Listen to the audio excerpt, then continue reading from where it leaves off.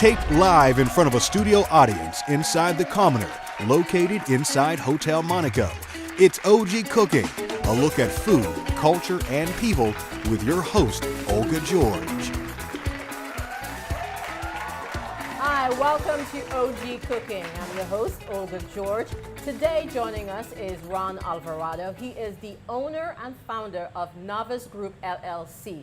It's a Pittsburgh company that does staffing and recruitment for local companies. Welcome, Ron. Hi. Thank you. Thanks for having me. So, as you mentioned, I'm Eureka. Eureka. Yep. So, but really Puerto Rican. I grew up in the culture, with the language, with the music, and with the food. Growing up in New York City, my grandfather actually lived in our neighborhood for I think 30 years. And didn't speak English. Wow. Yeah. So that's the neighborhood. Right. So the cultural influence was significant. We spoke Spanish at home. We ate Spanish food. And we're going to talk about Puerto Rican food, especially in particular. Right. And you know, we had the music, so the culture was very, very big for us growing up, and I've carried on that tradition. So you moved from New York to Florida. I moved from New York to Orlando, and in Orlando there were more Puerto Ricans than in Puerto Rico. In fact, in New York there really are more Puerto Ricans in New York now, I think 3.6 million, than in Puerto Rico. So, but Orlando was a large concentration of Puerto Ricans. Yeah. Now, New York, Florida, Right. particularly Orlando, now Pittsburgh. Pittsburgh, Yeah. I got here in 1994, so it's a much different area today. But yeah, I tell people all the time, first thing that you look for when I came here is I wanted to dance salsa. Yes. And fortunately, we had a place in the Strip District that I can't remember the club, but they did salsa Thursdays. And then my Platanos. And I found a place to buy Platanos was a Vietnamese store in the Strip District. So you call it plantanos. Platanos. And other islanders call it plantains. But it's the same thing, Yeah, yes? plantains, platanos, but we call them platanos. Yeah. Yes. Now, how hard was it moving from New York and Florida and then coming to Pittsburgh, finding all the different foods that make up the different dishes? That's a good point. So when I first got here, it was very difficult. In fact, I would drive to New York, pack up. Oh my goodness. And a lot of my friends still do that. But now, fortunately, you go to Walmart, to Giant Eagle or Walmart, you'll find, in the Hispanic sections, you'll find a good selection of Goya products primarily. But do you go to the Strip District? Because that's one of the places I really love to shop. It depends. I don't anymore because I can find platanos at the regular grocery stores. Right, so there's no reason for me. Before I had to come to the Strip District. Now I can go to Giant Eagle. I have a Walmart Moon, so I can find my platanos there. I can find just about everything I need now in the local stores, where before you couldn't. Giant Eagle wasn't carrying a Goya section, so. Now I think the supermarkets are doing a good job of stocking product. Because for the most part, now they've realized that people want to kind of experiment, even if they're not Hispanic. They want to try the food. But you also have an explosive growth in the Latino community. Oh, okay. So when I got here, I mean, there maybe were less than 10,000 Hispanics. Now 45, 50,000 is the fastest growing segment of the local population. Okay. So, I think it's cross-cultural. People want to come and explore the foods, but also you have just local folks buying. Well, one of the things that I always find interesting, because I'm originally from the Virgin Islands, my parents are from Antigua, but one of the things that I found very interesting throughout the Caribbean is the connection of food for us. Now Puerto Rico is not too far from the Virgin Islands. No. We actually celebrate a day called VI Puerto Rico Friendship Day. Absolutely. And one of the things that we started talking about food is there's a dish that we call, islanders call seasoning, right? But you guys call it sofrito. Sofrito. Sofrito. I think we have I made a little sample. Let's pull that up over here for a quick second. Now, yes, the sofrito. Now you see this? Ooh. This is the aroma is so delicious. And you want to suck, actually, sometimes I do suck this down straight up after I make it. But for me, it's green tomatoes, a little bit of chili, because especially if I'm serving it to everybody else, I don't want it to be too hot. Some, what is parsley? Just a little bit of parsley, some basil, onion, garlic, salt, pepper, and my little secret, the Goya. Goya sazon? Sazon. Oh, Sazon Goya. Yeah, Okay, sazon. look, you cannot make this without Sazon Goya. Yeah. The salt and pepper, cool, but without the Sazon Goya, it's just sauce. Now this, for me, we put it in rice. We make it with our beans. We could even season some of our meats. Now, what do you guys do with our sofrito, it's a little different. In fact, it's the center of Puerto Rican cuisine, the center of the universe. Okay. Of Puerto Rican, you have to have the sofrito, and so for us, it's green peppers, onion, cilantro, garlic. Okay. I'm missing something. So that's the basis for our, for my beans, for my stews, for my chicken dishes. It is the critical component. So it's almost like in your... For us with the seasoning, yes. Because, oh my goodness, come on.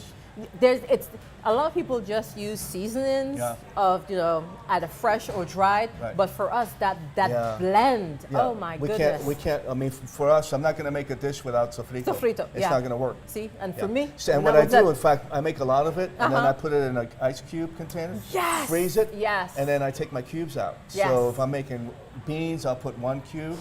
If I'm making pollo guisado, which is a chicken fricassee, I'm going to put 2 in, etc. Now, we're going to move on to the rice and beans. Okay. Now, if you're an islander, trust me, rice and beans is the staple of Arroz con habichuela. Arroz con habichuela. Your life. You cannot live in the islands without rice and beans. So if you're a housewife in Puerto Rico. Hey, housewife. No. House husband. Stay with me. Come on. All right, if I'm a house husband in Puerto Rico, and my wife comes home and I don't have my arroz con habichuela, there's going to be problems that night. But it's we're going to eat it with, arroz con habichuelas, it's part of every single dinner. Oh yeah. Now this is the kidney beans. A lot of, it's right here in the United States. It's dry. It's not canned, because for me the canned stuff is too salty, and it's sometimes can be too mushy. Now you get the dry ones anywhere in any supermarket. Right. You soak it overnight. That's the trick to get them nice and soft and palatable. You soak it overnight, and you drain it off, and then you put it in the pot. You start cooking that first before you put in your rice. Otherwise, you'll have very hard beans and what my father used to call shatter-grain rice that you can kill pigeons because it's so tough, So you have to be very careful with the rice. Yeah. I use a specific arroz rico, and it comes out good every time I make it, because if I'm using other kinds of rice, it doesn't come out good. It's either watery, aguao, pegao, it's too mushy. It tastes like porridge sometimes. Oh, no, you can't have that. Yeah. It's got to be flaky. Yes. So you want your rice to be flaky. And so the other thing is, we can make, so we're always going to have rice and beans. Sometimes they're together, right? So we'll have every kind of bean.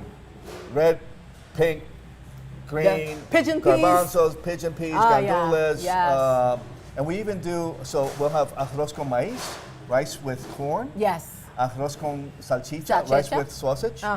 Well, in Puerto Rico, they'll use Villana sausages. What I do, it's more healthy, it's healthier, the Hebrew national hot dogs. Hot dogs, kosher, yeah. The sausage. So there's always going to be your rice and beans, so it could be together, or it could be on arroz blanco, and my beans on the side. Depends on what's coming with it. Well, also, when we do the beans on the side compared to in the rice, the seasoning has to be different. Because the beans has to be able to stand on its own. Because, all the other dishes might take over. So if the beans is not being able to stand on its own, it's like, ugh. You want it to be, you want it, you're absolutely right.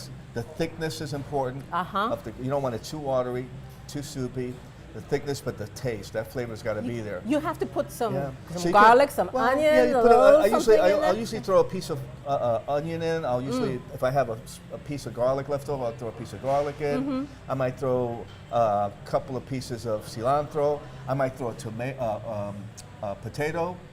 Potato. Or calabaza, which is pumpkin, a little piece of, just to thicken it up. Give it a little something more. A little kick. And it also depends on what type of beans. Right now we have the kidney beans, but if you're using the pigeon peas or the black beans, different. It's a totally different seasoning that you have to be aware of. Yes? Yeah. Because obviously this is a bigger bean. When you're working with the smaller peas, you have to be very careful because you don't want to take away from the taste of the bean. Of course. And you can do that with the smaller bean. Right. And the sauce is going to be different just based on the color of the bean. So, but no, rice and beans. Eat all the time.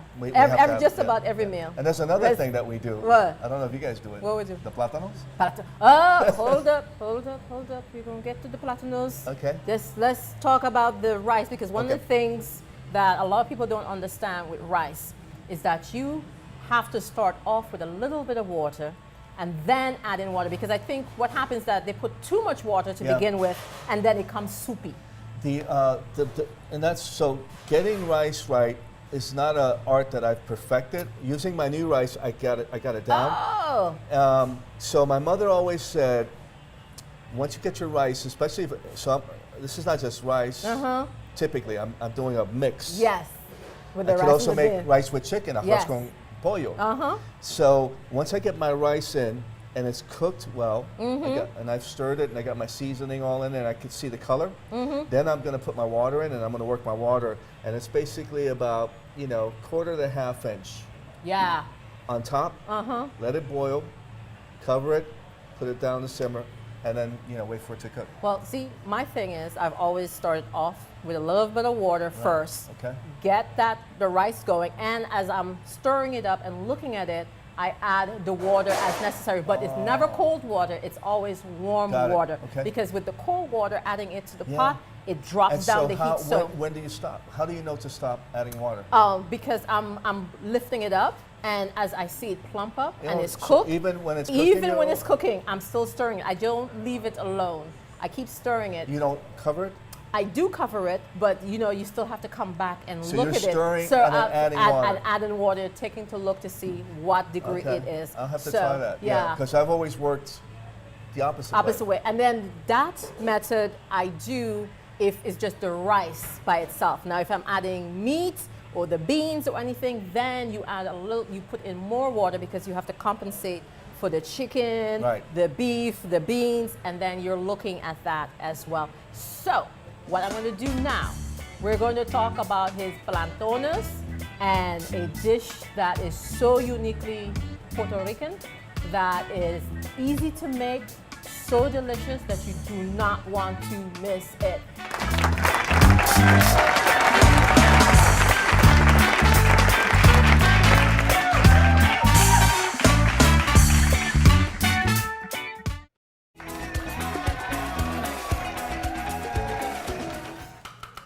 Welcome back to OG Cooking. You're probably wondering, so what is this? Okay, so Ron, what is this? I'll hold that. Yeah. So basically, so it's a tostonera. Tostones are, so we have maduro. Yeah. Maduros are plátanos maduro. Maduro means ripe. Right.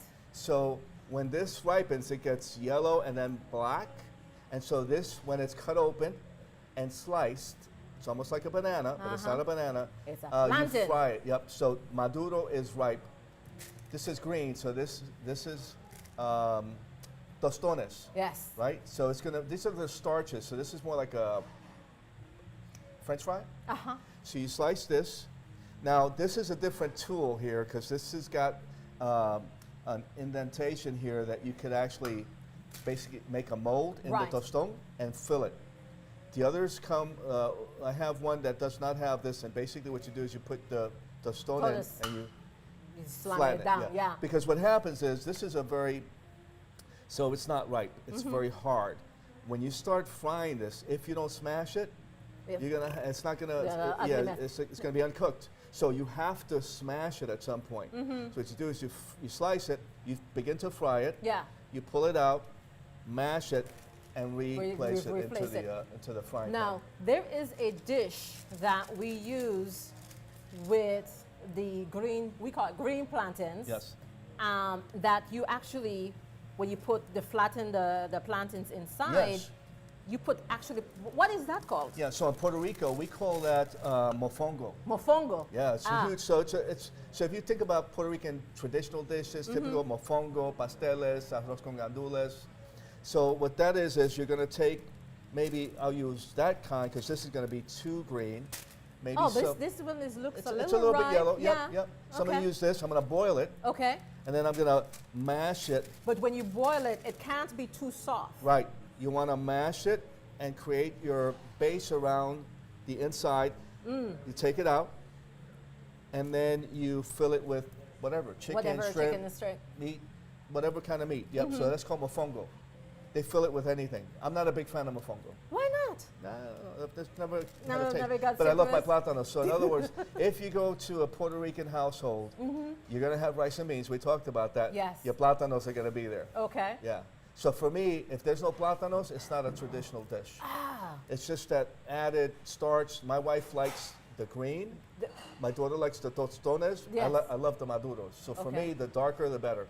Because when it's really, really dark, we call it the ripened plantain. Yeah. That's the one that you can slice basically and throw put it in the and fry. take it right out. Now the thing is, there are some cultures that one girlfriend, she likes that ripe, the darkened plantain.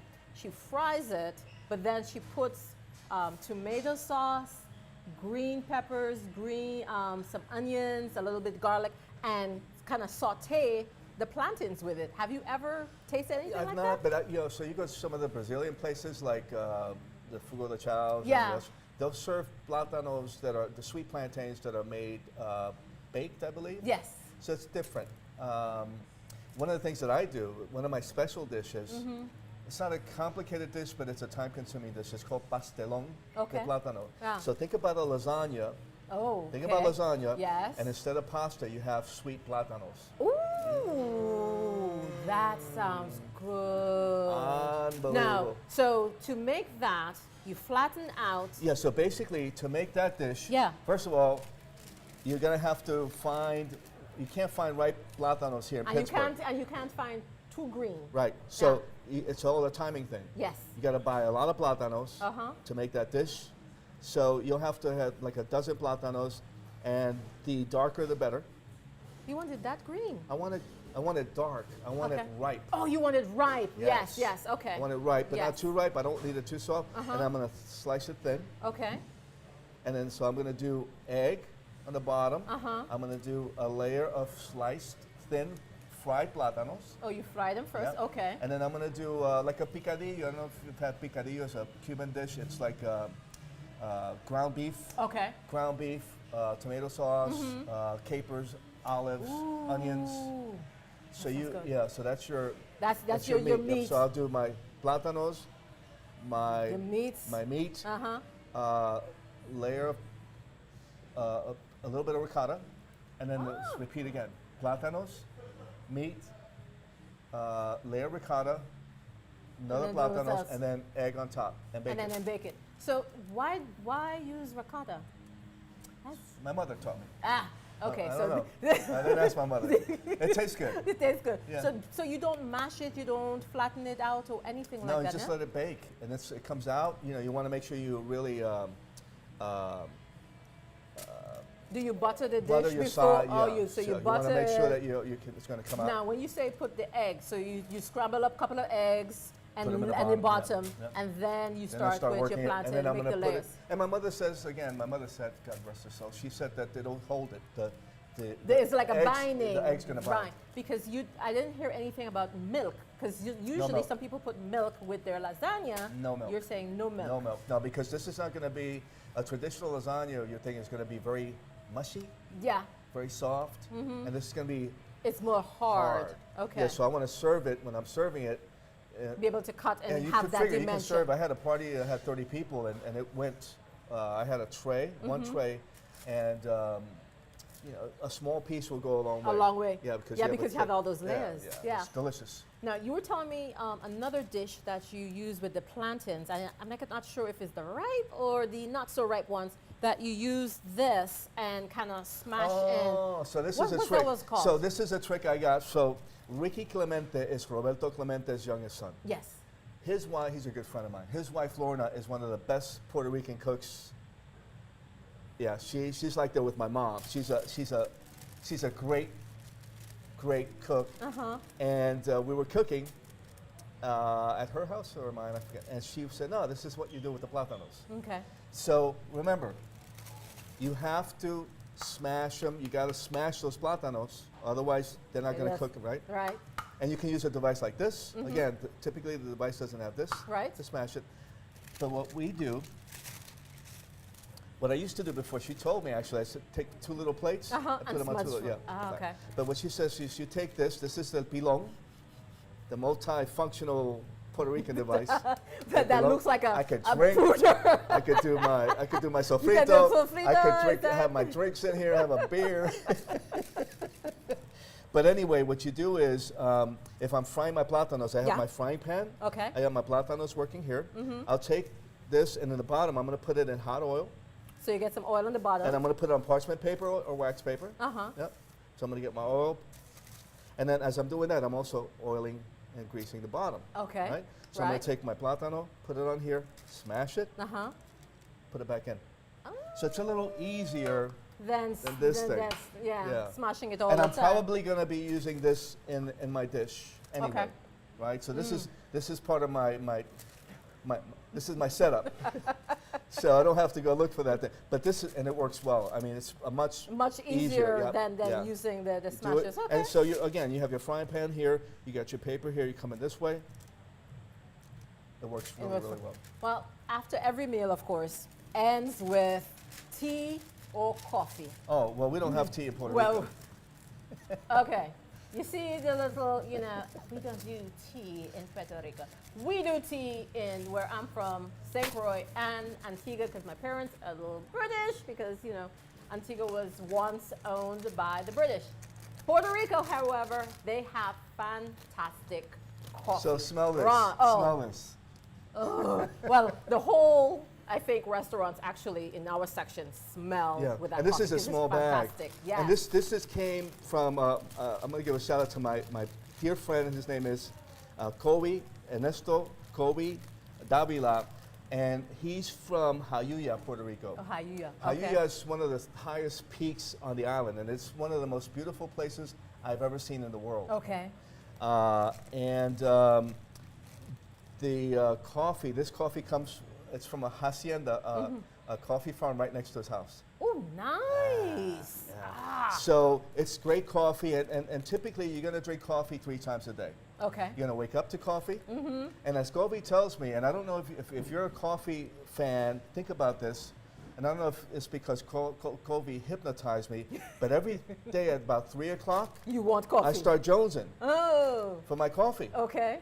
Seriously, I need that pickup. And Colby told me that it's time for mi café de las 3, my coffee for 3 o'clock. Oh my goodness. But this is interesting. So, and I got you some of this coffee. Yeah, I have some of those coffee.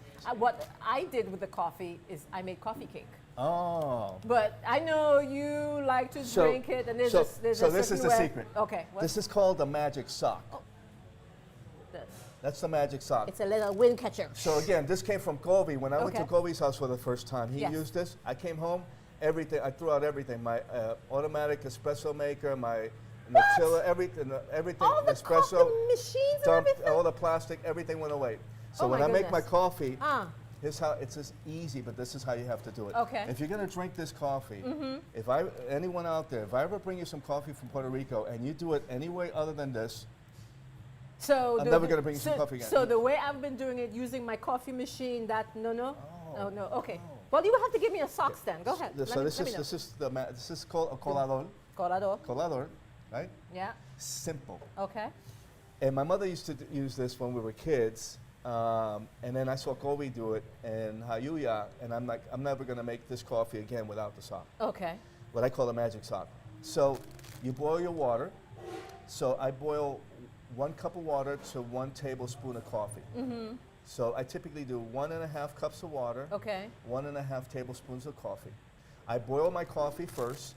Can you hold this for me? Oh, yeah. I boil my coffee first, and then I put my coffee in once it starts boiling. So And what's you going to boil- happen is it's going to come up. Yep. So you want to take it off and you want to stir it. Yeah. Take it off the heat and then put it back down on the pot and Okay. cook your coffee. Ah. Yeah, and I do that maybe for, I'm going to stir a little bit. Okay. I want it warm, so I'm going to do 1 minute, 2 minutes. Right. The other thing about this process is quick. You boil your water, you put your coffee in, and 2 minutes, 3 minutes later, you have your coffee. Gosh. So now, it's boiled. It's boiled. You take it. I have a large, in fact, I have a cup that I bought from Jayuya, Puerto Rico. Okay. It's deep. So I put this in there. Pour everything in there. And then let, you let, just let it drain right out. smell, and then you just smell and watch. You know. And then it'll just drip. Seriously. It'll just drip, and then you finish with this, and then you take that coffee, And it's the best coffee ever. and then I call Kobe. Now, how long, you have the water boiling, how long would you boil the grains Again, for? so once the water is boiling, I'm going to boil that for a minute and a half, or 2 minutes. So, no more than 2 minutes? Or I can do no 3. more It's than up to your. I like hot coffee, so Okay. I might do 3 minutes. Right. It depends on how badly I want the coffee. I'm serious. If I need a shot of coffee, then that 1 minute. That's it. But do you find that when you boil in the coffee, how long you boil it, it changes the strength of the coffee? Because some people like really, really strong coffee. No. And again, so you're taking that and then you're pouring it. Now, so if you're using this method, you can balance it. So if you don't like, I like strong coffee. If you don't like strong coffee, do a cup and a half of water to 1 tablespoon. I do 1.5 tablespoons. Okay. But to 1 cup. This is the trick. That's the secret. This is the trick. Yep. Okay. You want to pour that in, and this is for you, dear. Great. I'm going to have to try it, but can I have the coffee too? You can have the coffee too. All right. Because I did use all the coffee that you did bring can- back from I- Puerto Rico. I got to make my coffee run. Yeah, you have to make the coffee I have run. another one. Yeah. In fact, I'm going out there. I'm bringing 50 pounds of coffee. Oh my goodness. Now, think about that. I know I'm going to get stopped because my cousin is a criminal attorney. Okay. And my cousin Victor, he's a criminal attorney. He said, Ron, you take 50 pounds of coffee, that's what the drug smugglers take. Oh no. Yeah, so you're going to get stopped. So Oh, I'm going my to give myself, goodness. I'm going to give myself enough time. You got enough time because they're going to check know you. They're going to search you down for sure. You know you won't be able to. But I get talk back. to the Oh, guys, my you know, I say, listen, goodness. you know, I give my story. I let them know how much I love Puerto Rican coffee. Yes. And I think they get it. You know, my brothers and Because sisters who are law enforcement. because you can't get that stateside. Nowhere. This coffee? Yes. Especially going up there and buying it? Uh-huh. I mean, I can come back. I can't remember the price, but it is ridiculously inexpensive, and it's the best coffee I've had. In fact, we had a party up at Kobe's house in Jayuya. We had a bunch of people from here Okay. for some of the work that we were doing in Oh, Puerto Rico. Puerto Rico after the hurricane. Yeah, in fact, yes. it was a brothers sponsored luncheon in Jayuya. In Jayuya, the way I got up to Jayuya, Jayuya was significantly devastated by the hurricane. Yes. It takes an hour and a half, and it's a treacherous trip on a good day. Okay? I was just over there. It's an hour and a half up, 10 miles an hour. Oh my goodness. 10 miles an hour. So imagine after a hurricane, they were completely cut off. Yeah. And so in these remote areas, they have what's called CDT. It's a Community Diagnostic and Treatment Center. It's a small clinic. You figure Jayuya, from the bottom of Jayuya, the base of Jayuya is about 20 minutes to the hospital. But 20 minutes plus an hour and a half. Oh my goodness. So you can't get this. So Gets they have it. these community-based hospitals. Obviously, they were just devastated by the By the hurricanes, yes. Through the generosity of our beautiful friends and neighbors here in Pittsburgh, and supporters of Brothers Brother, we put a solar panel roof on the emergency room there. Yeah, so it was the first CDT emergency room with solar power on that island is in Jayuya, and we put it there. All right. Well, thank you, Ron, for you. joining me today because this is fantastic. Thank you. You know I'm going to have you back because we need to talk about coquito. Coquito's coming Because up. coquito is one of the things that we do during the Christmas holiday seasons, and you know that's one of the things that we need to talk about. I'd love to come back. You come back, and I think we will actually have to go through the process of actually showing I'd you love how to to do that, it. yeah. All right. Yeah, I'd love to do well, that. thank you, Ron Alvarado, for showing us and talking to us about the food, and I appreciate him. We're going to have him back another time, and thank you for watching OG Cooking. See you next time.